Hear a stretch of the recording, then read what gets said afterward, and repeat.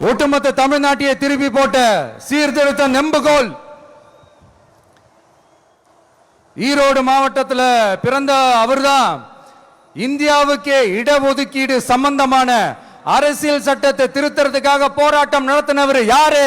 நம்ம தந்தை பெரியாரு.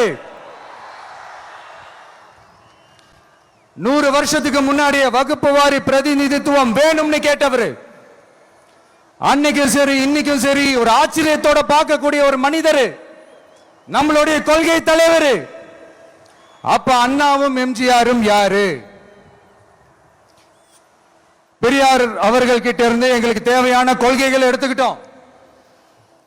அவரை ஃபாலோ பண்ற, அவரை வழிகாட்டி ஏத்துக்கிட்ட அண்ணா அவர்கள் கிட்ட இருந்தோம், எம்ஜிஆர் அவர்கள் கிட்ட இருந்தோம் தேர்தல் அணுகுமுறையை எடுத்துக்கிட்டோம். அண்ணாவும் எம்ஜிஆரும் தமிழ்நாட்டோட சொத்து. அவங்கள பயன்படுத்துறத பத்தி யாரும் இங்க கம்ப்ளைண்ட்லாம் பண்ண முடியாது.